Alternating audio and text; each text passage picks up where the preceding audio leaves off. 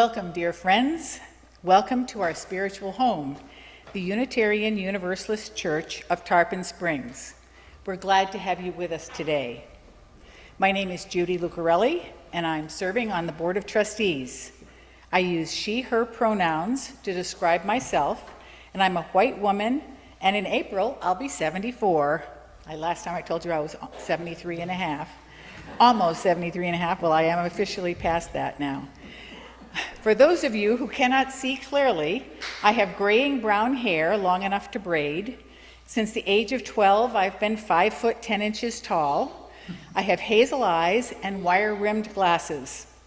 While I hail from the Wabanaki lands of the Passamaquoddy, we want to acknowledge that here at this church, we are on the lands of the Tocobaga and Seminole peoples.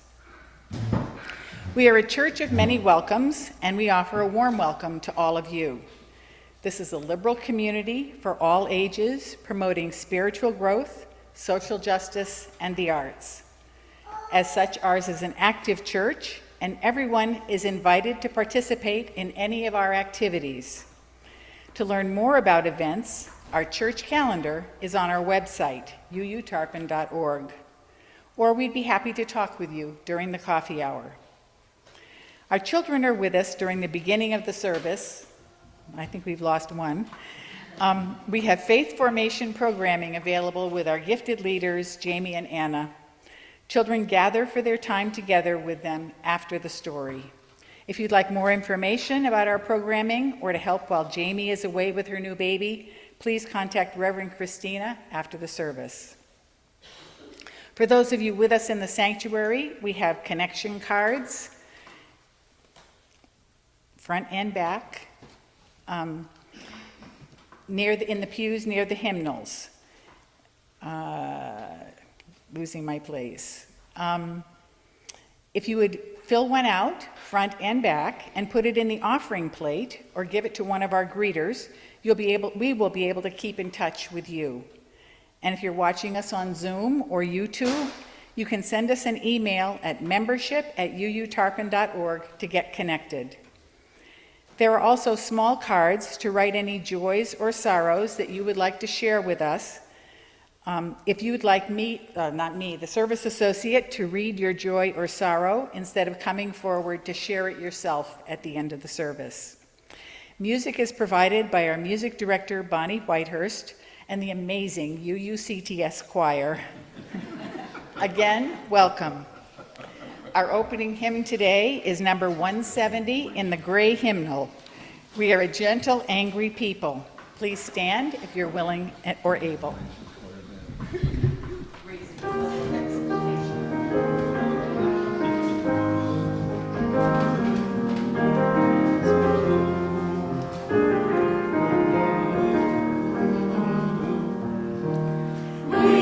are gentle and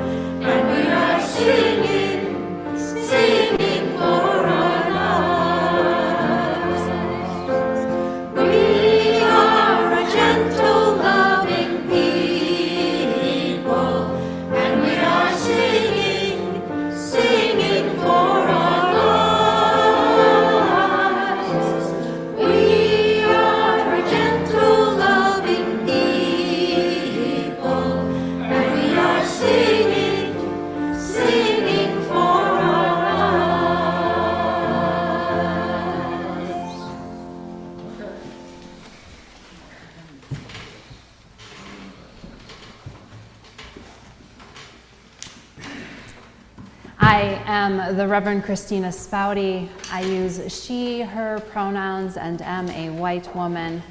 I am tall with not quite shoulder length curly brown hair, parted on one side with blue eyes. Our opening words this morning.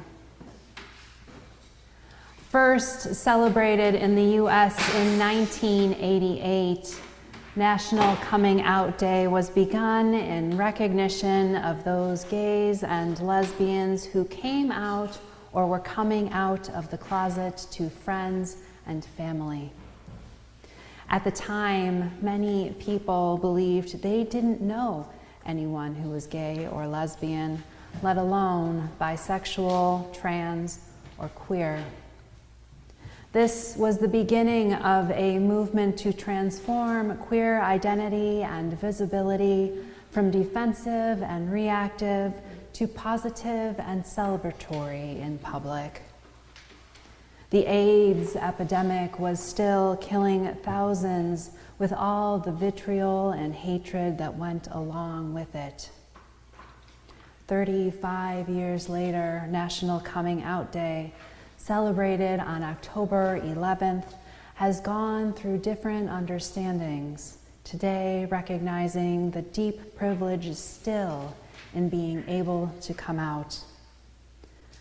35 years later, we've come so far and also have not.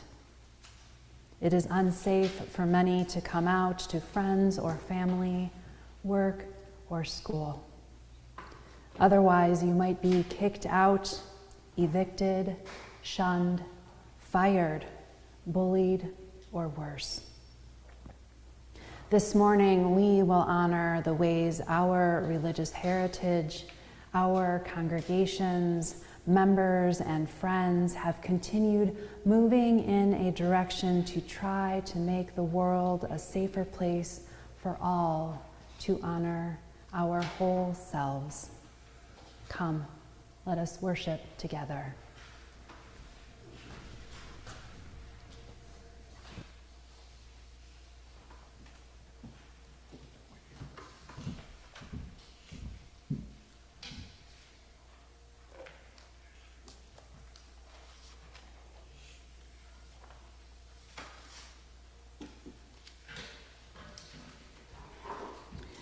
We light our chalice with these words from Julianne Lepp. We seek our place in the world and the answers to our heart's deep questions. As we seek, may our hearts be open to unexpected answers. May the light of our chalice remind us that this is a community of warmth, wisdom, and welcoming of multiple truths. And now, may we sing number 123 in the gray hymnal, Spirit of Life.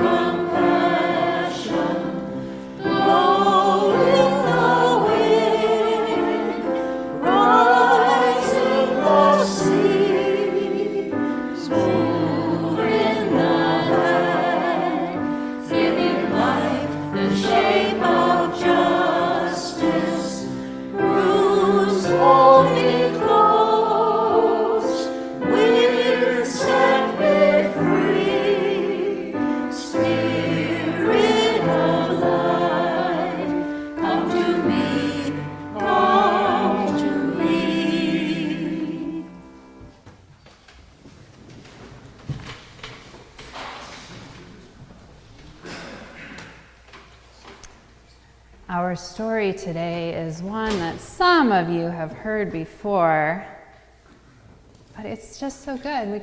We are going to repeat it.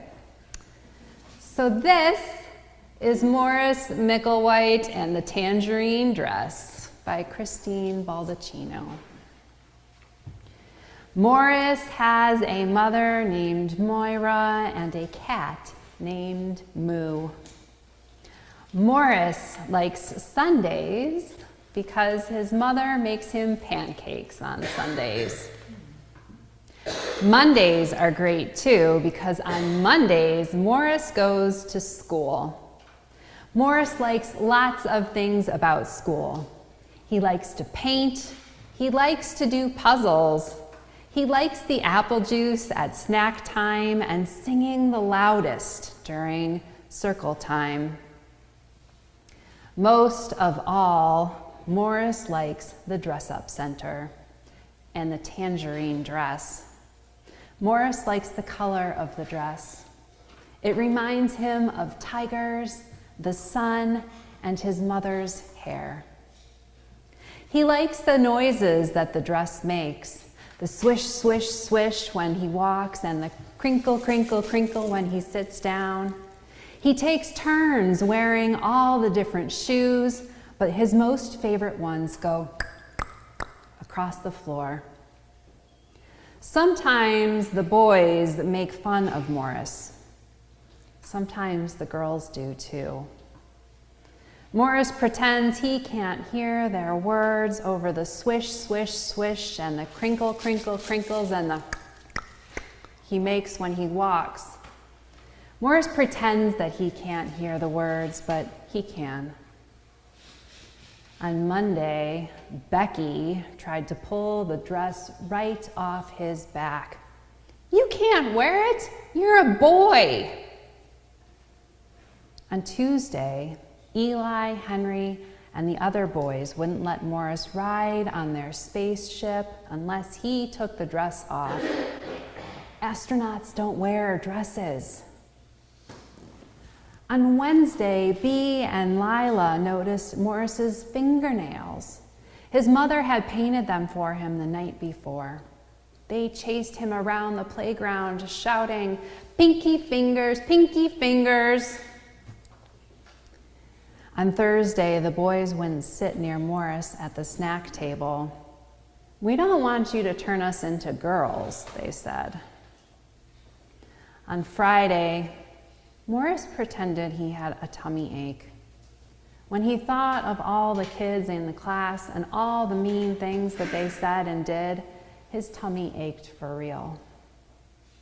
His mother let him stay in bed and read books about elephants.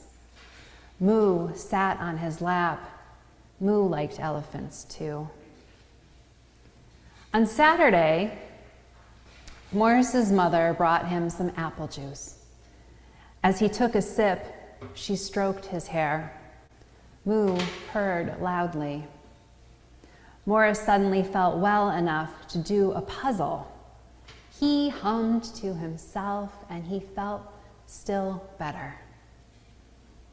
On Sunday, Morris crawled out from the covers after a wonderful dream about being on a space safari with Moo.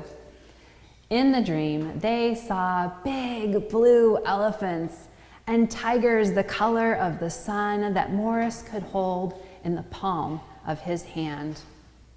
The elephants swished, swished, swished as they moved through the grass, and the tigers ate giant leaves that crinkled, crinkled, crinkled as their tiny teeth chewed them. The buttons on the spaceship under Morris's fingers. Morris wanted to share all the amazing things that he had seen. He took out his brushes, put on his smock, and began to paint using every color that he could imagine. He showed his painting to his mother when he was done. He pointed out the big blue elephant, the tiny tiger the color of the sun, the tall grasses, and the giant leaves. He pointed to Moo in his shiny, round space helmet, that lucky cat.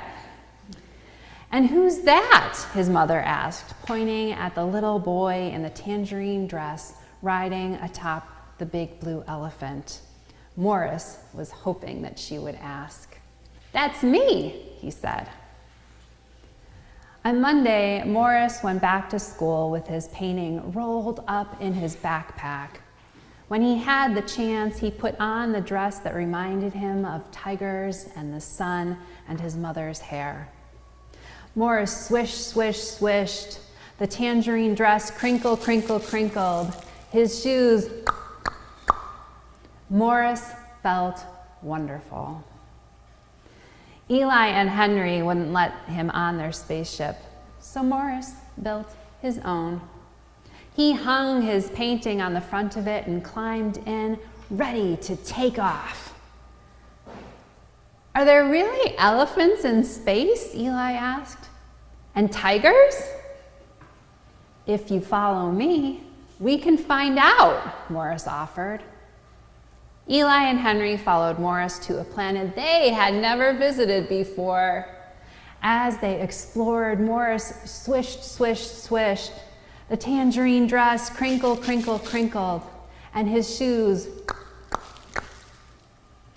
By the time they returned to Earth, Eli and Henry decided that it didn't matter if astronauts wore dresses or not. The best astronauts were the ones who knew where all the good adventures were hiding. Morris smiled. He already knew that. When snack time was over, Becky demanded the dress. Morris told her that she could have it when he was done with it. "Boys don't wear dresses," Becky snapped. Morris smiled and swished and crinkled and clicked back to the spaceship. "This boy does." And we will sing our children to their programming with Anna and Terry today. And as we do, I'm going to light this candle of love and light from this community, and we are going to sing hymn number 413 in the gray hymnal, "Go Now in Peace." Go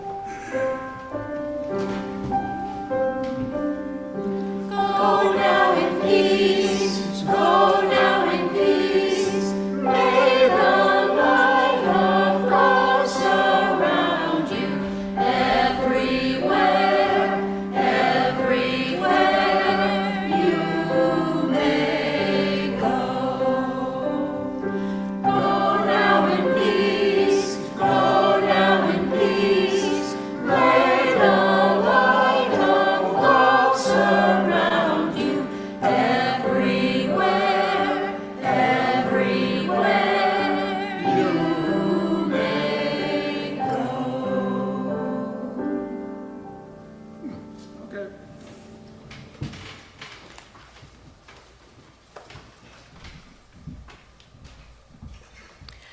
Now is the time in the service where we take our offering for the work and welfare of this church.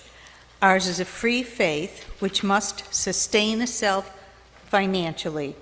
Please go to our website, uutarpon.org, and click the donate button, or you may mail your offering to the church at 57 Reed Street, Tarpon Springs, Florida 34689. For those of you with us in person in the sanctuary, please put your offering in the offering plates as they are passed. And the next music is "We Are Coming Out."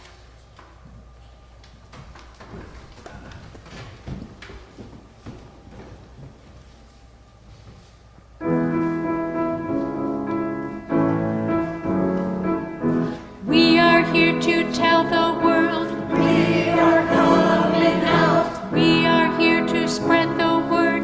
We are coming out. Everyone across the land, we are here to make a stand. We are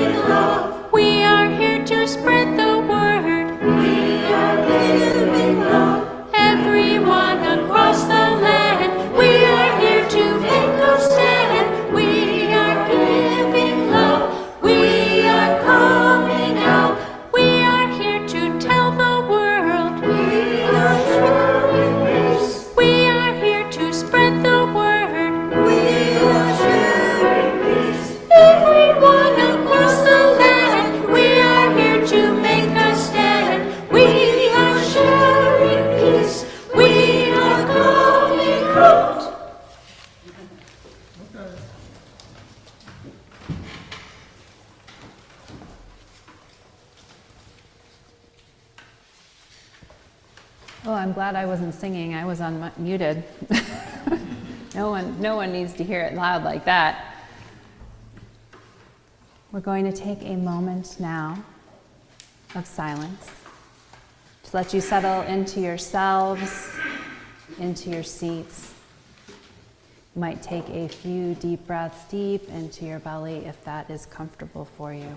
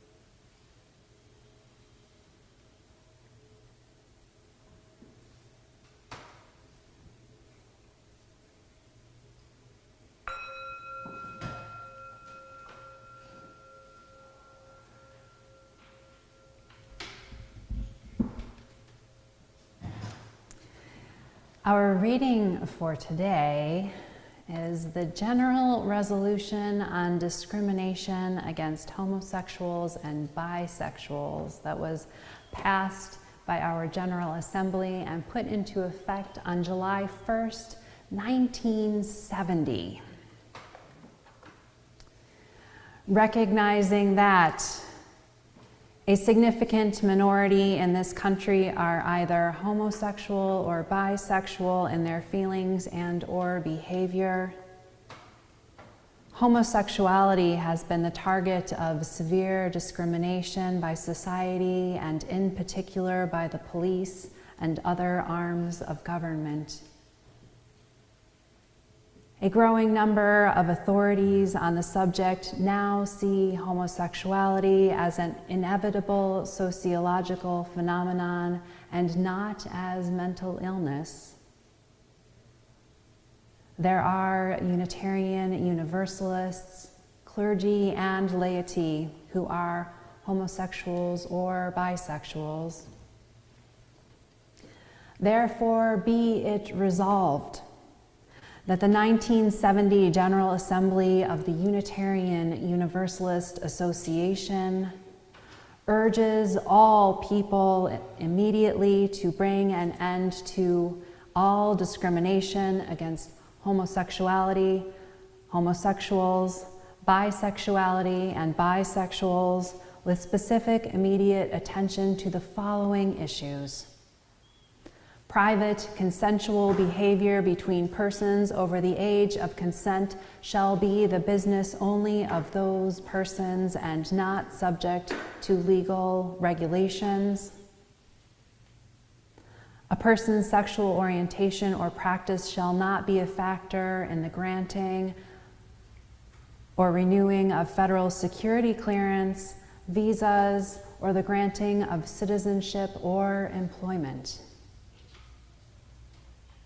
General Assembly calls upon the UUA and its member churches, fellowships, and organizations immediately to end all discrimination against homosexuals in employment practices, expending special effort to assist homosexuals to find employment in our midst, consistent with their abilities and desires, and urges all churches and fellowships in keeping with changing social patterns to initiate meaningful programs of sex education aimed at providing more open and healthier understanding of sexuality in all parts of the United States and Canada, and with the particular aim to end all discrimination against homosexuals and bisexuals.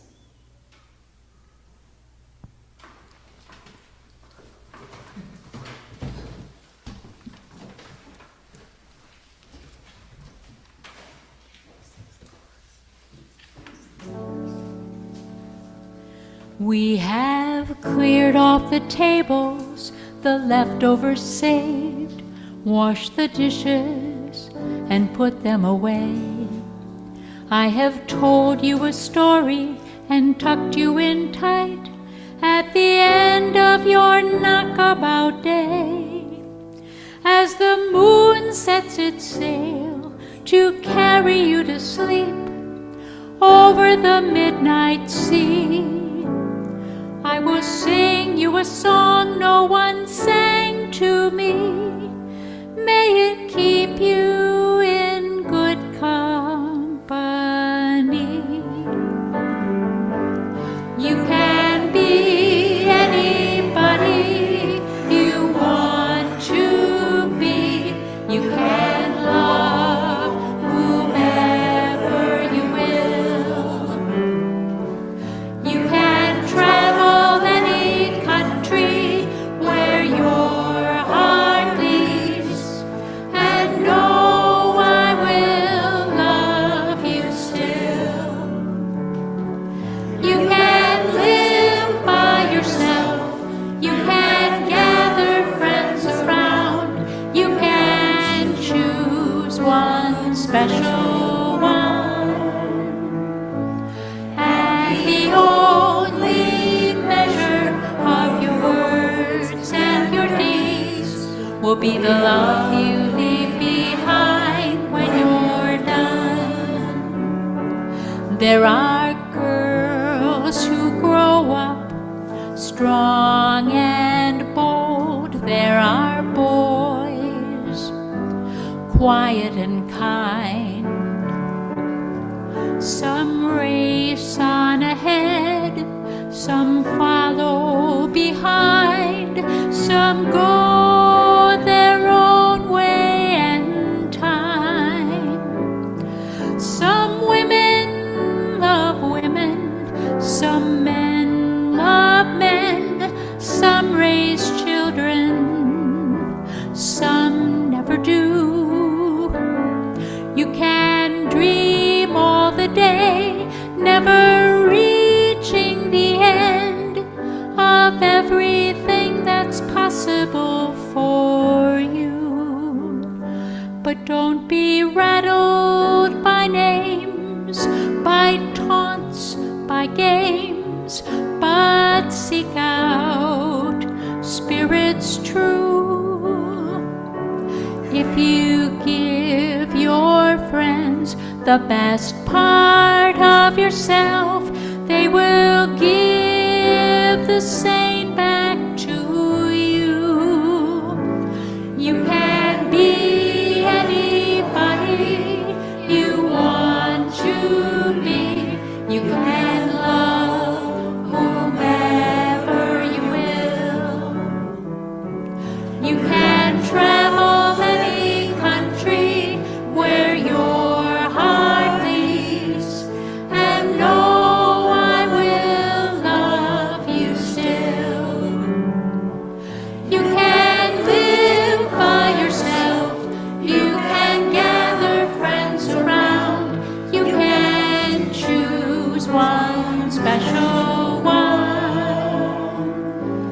And the only measure of your words and your deeds will be the love you leave behind when you're done.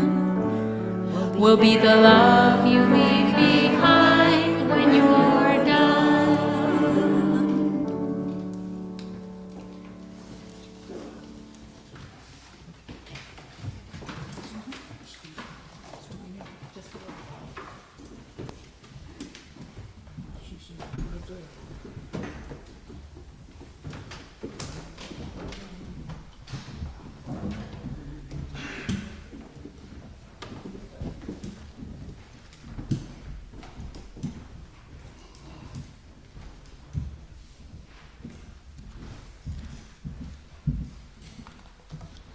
My name is Alexander Kane.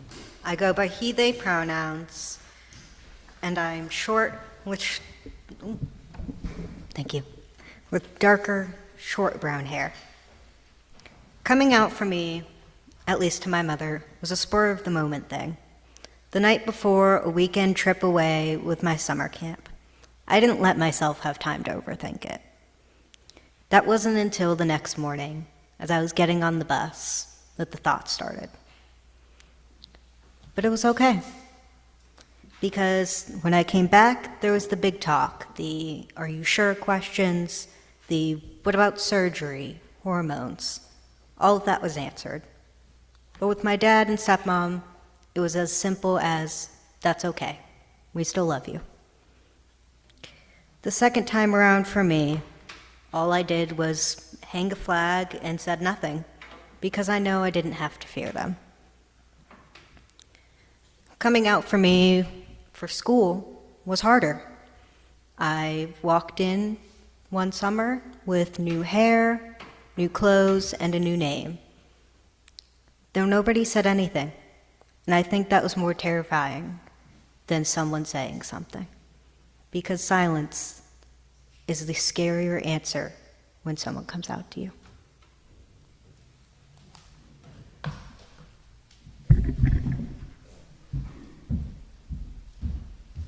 Thank you, Alex.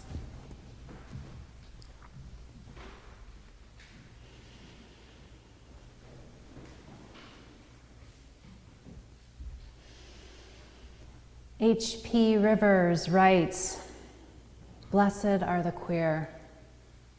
Blessed are the wanderers seeking affirmation. Blessed are the worshipers praying from closets, pulpits, pews, and hardship. Blessed are the lovers of leaving family and familiarity, leaving tables where love is not being served. Blessed are those who stay. Blessed are those who hunger and thirst for justice, for they will be satisfied. Blessed are the queer, disciples of truth, living, breathing, sacred reflections of divine love." Even as I read these words, I know there are still many places where they will not be received as holy, where people cannot speak in such a way, cannot be fully themselves, where they are not celebrated for their being the way that we all deserve. I know I don't need to tell you this. We live in one of the states working hard to steal humanity from trans and queer folks, to take away their right to the pursuit of happiness along with their civil rights. We, as a faith, have long been queer affirming, at least in some places, in some ways. There are still congregations who struggle with the possibility or actuality of a queer minister. In general, we do better with lay folks than ministers or others in paid staff positions. But even there, we struggle more often than we might realize. We have a long way to go. Gender neutral, or as they say in the St. Pete congregation, gender-free restrooms is one place where we could improve. Working harder on not using only gender binary terms in hymns and elsewhere. 10,000 other ways. But we have been in the struggle for a long time. The 1960s, as some of you may remember, was a period where sexuality was getting a lot more airtime in public discourse than it ever had. But for some of us, even that was not new. As the Reverend Sarah Gibbs Millspaugh writes in a UU World article, after a comprehensive study, the 1929 General Convention of the Universalist Church in America passed a resolution in favor of family planning. The American Unitarian Association stood in favor of planning for parenthood at their annual meeting in 1947. The Kinsey Report, titled "Sexual Behavior in the Human Male," took the United States by storm 1 year later, demonstrating that many so-called deviant sexual behaviors and identities were widespread.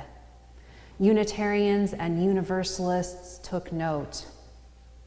Some of our congregations began doing sex education work in the 1950s. While we know that sexuality is a limited aspect of our identities, it has importance for many of us, and it's important to understand the context of where Unitarianism, Universalism, and Unitarian Universalism were, when, and why we started to advocate for and be shaped by queer movements. By the mid-1960s, Unitarian Universalism was starting to grapple with some of the questions raised by the sexual revolution. Reverend Gibbs Millspaugh writes, "The UU theologian James Luther Adams argued in a 1967 Playboy article." That's right, our #1 theologian was writing in Playboy because some people are there for the articles. He writes, "I prefer to appeal to what I believe is an authentic conception of love, an abiding affection that carries with it responsibility and respect for the other person in the context of a community.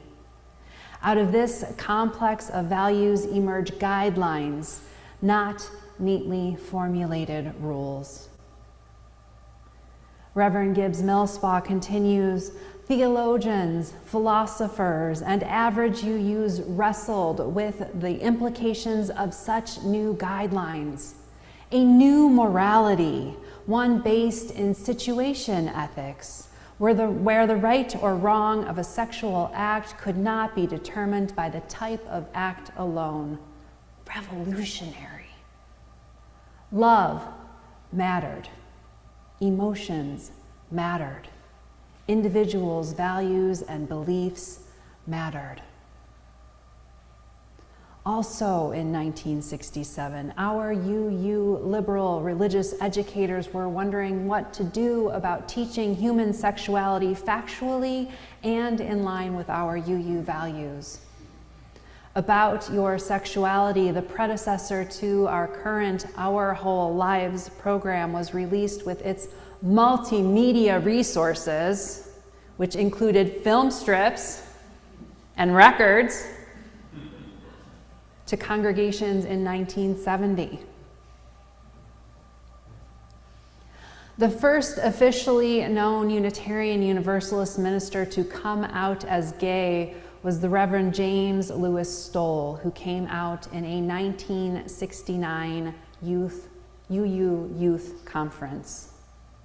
He had been moved by the Stonewall riots a couple of months before and vowed to be out, and was encouraged to do so by our youth at the conference. And this just 2 years after the UUA had done a survey of its congregations and had gotten the feedback that overwhelmingly our people were not interested and did not think that this was an issue that needed to be addressed. After Reverend Stoll's disclosure, he led the effort that convinced the UUA General Assembly, our annual voting body, to pass the first ever gay rights resolution in 1970, which was the reading. This made us the first religion to officially condemn discrimination against gays and bisexuals. I say that Reverend Stoll was the first officially known UU minister to come out as gay because we definitely have had gay and lesbian ministers in our history further back, but I wasn't able to get into the research for that. But it is pretty well known in some circles that at least some of the women who made up the Iowa sisterhood were lesbians and coupled. Some of the first women to be ordained in the U.S. were Unitarians or Universalists way back in the 19th century and made up the Iowa sisterhood. Maybe this will be a sermon for another day. Reverend Stoll never served a congregation again. And many speculate that this is because despite our general easing into being tolerant or even accepting of gay folks, it was another matter altogether to be ministered to or led by a gay person. Although we know that people along the queer spectrum have always existed, it was only really the gays and the lesbians who were in the radar of public discourse at this time. If congregations learned their minister was gay, the practice had been to fire them. There's even a story that was shared in some of the reading that I was doing that one minister had been, the congregation, or at least the board had learned that the minister was gay, and so they fired him, and as an act of compassion, they rehired him as the janitor. Which is terrible, and also in like the 1940s when this happened, a very compassionate act, which is just mortifying. So glad we are where we are now. And yet. While many ministers served closeted, others chose to come out during their ministries after Reverend Stoll did. Some never came out to their congregations, but did come out to other colleagues.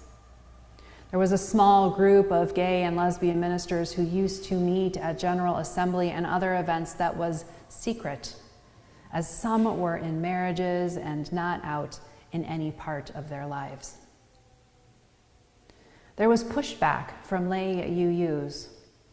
There was an Office of Gay Affairs, which was quickly renamed the Office of Gay Concerns.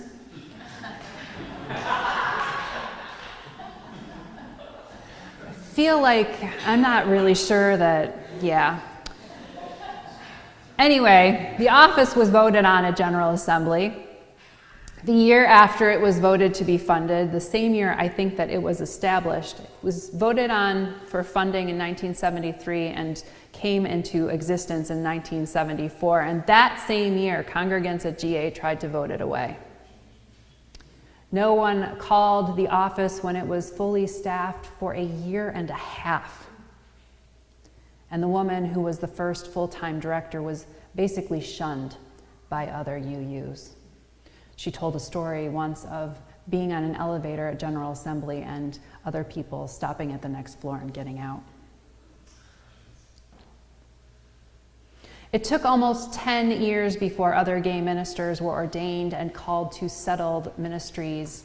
In 1979, the Reverend Douglas Morgan Strong and the Reverend Mark Bellatini, interestingly, they went different places. One went to Maine and the other one went to California.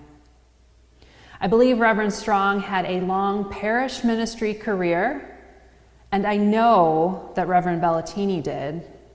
He served in the parish for over 35 years.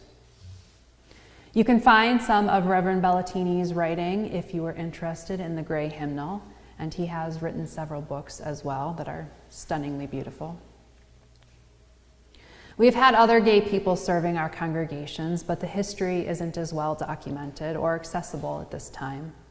People like either ministers of religious education or professional religious educators, music directors, and secretaries, I'm sure. In 1984, our General Assembly passed a resolution affirming the practice of conducting services of union for gay and lesbian couples.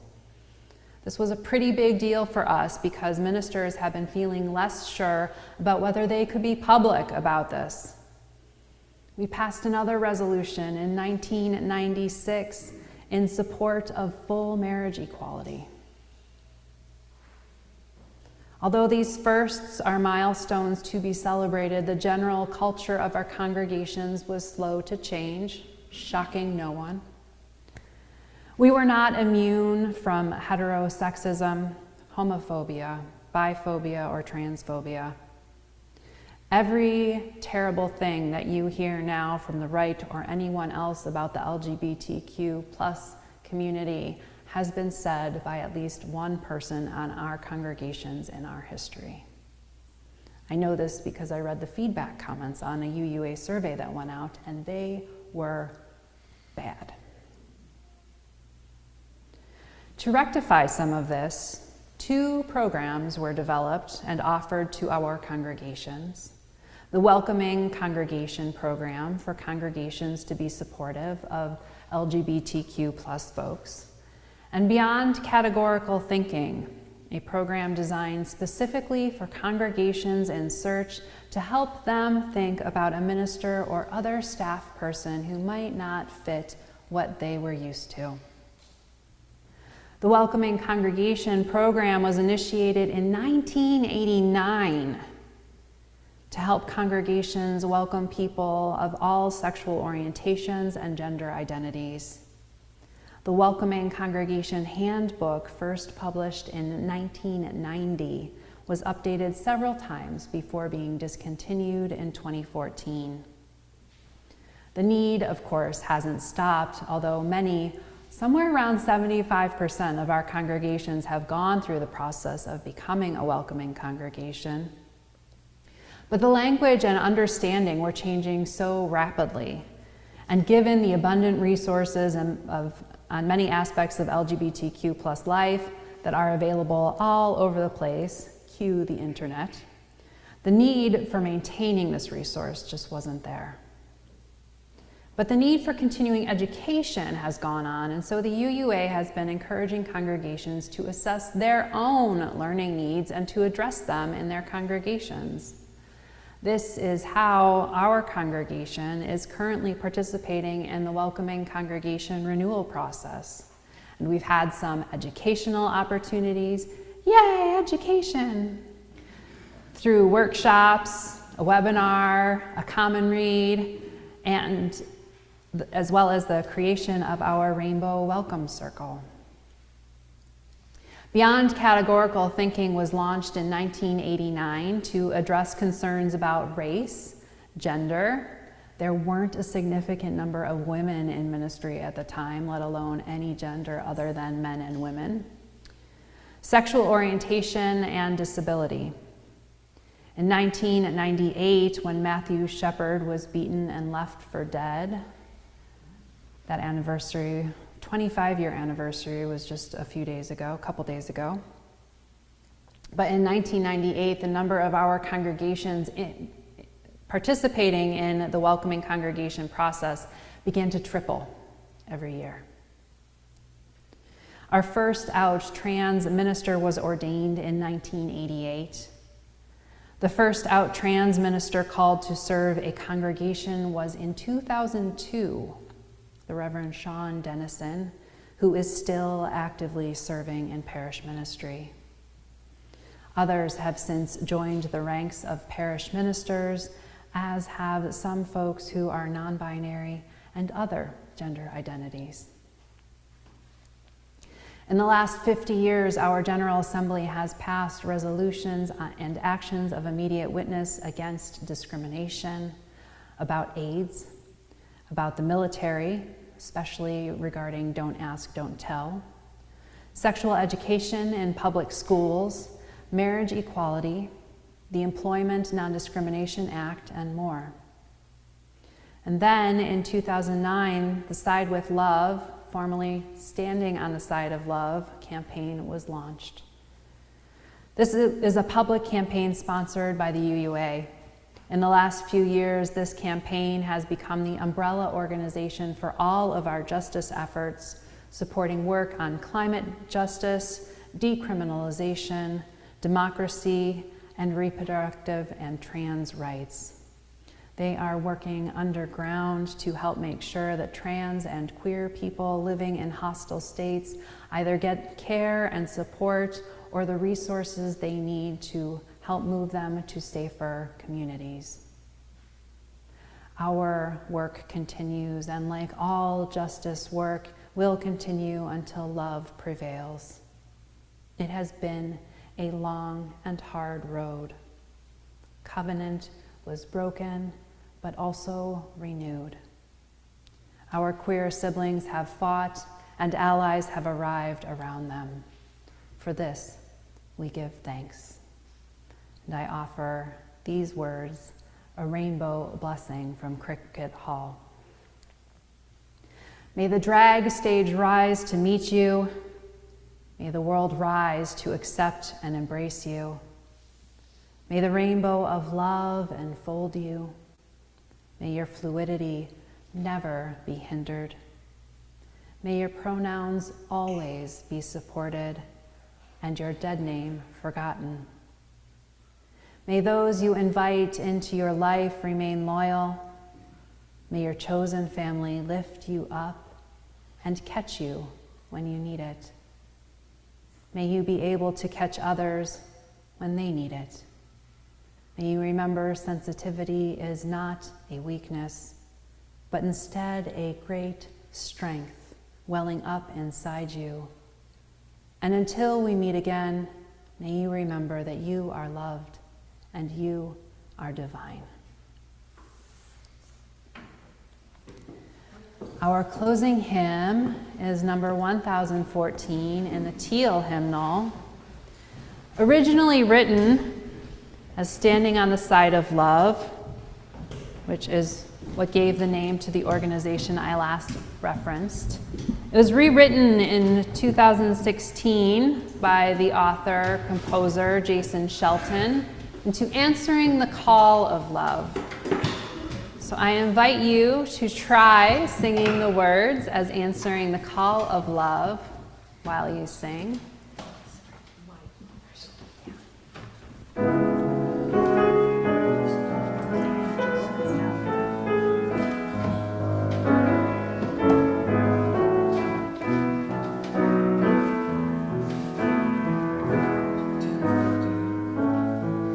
The promise of the Spirit,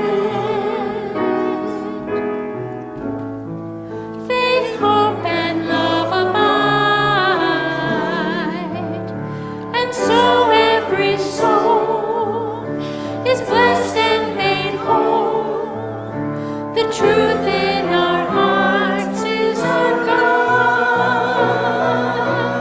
We are answering the call of love.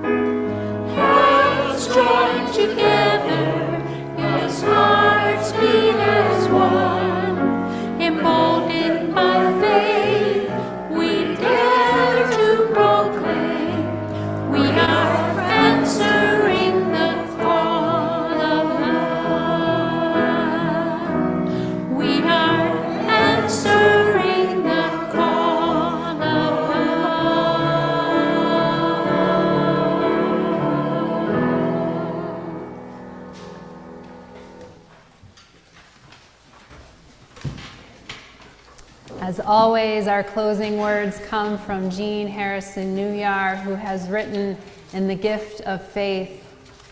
In the lore of ancient China, there's a story of a philosopher who was asked, "Where is the road called hope?" He replied, "It does not exist, but as people move upon it, it comes into being." I invite you to continue moving forward on this path, this journey, this road called hope with me.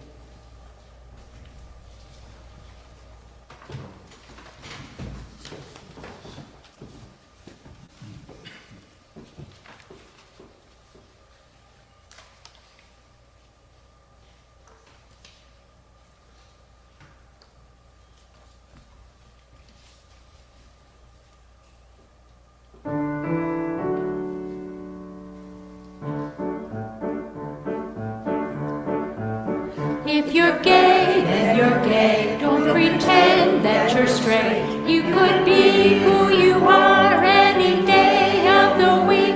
You are unlike others, so strong and unique. We're all with you. If you're straight, well, that's great. You can help procreate and make gay little babies for the whole human race. Make the world we can live in, where the one who you love's not an issue. 'Cause we're all somewhere in the middle.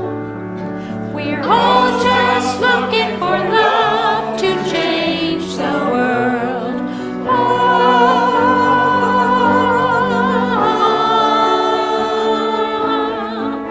But if the world stops spinning tomorrow, we can't keep running away from who we are.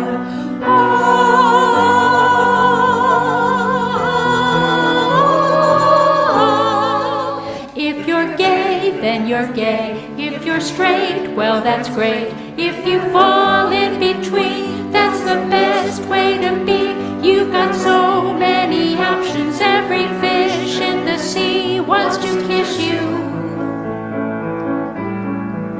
'Cause we're all somewhere in the middle. We're all just looking for love to change the world.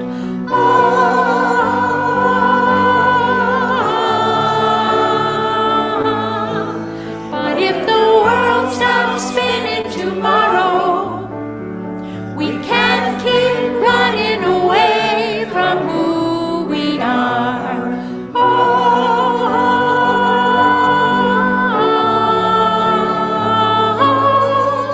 And if we're all here in it together, we're one step closer to breaking down the walls.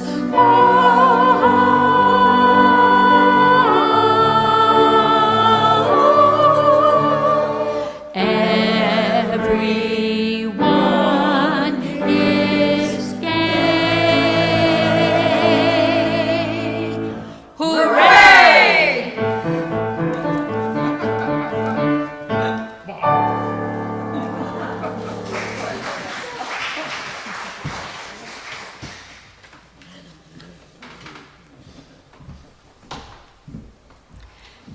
We hope you found meaning in today's service, and especially with that choir. We close with these words from Rolf Gerhardt. We extinguish this flame, a mere wisp of matter in process, almost as insubstantial as the thought of it.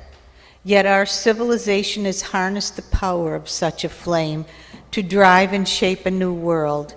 So may it be with the power of our thoughts, that in truth and love they may drive and shape a new world.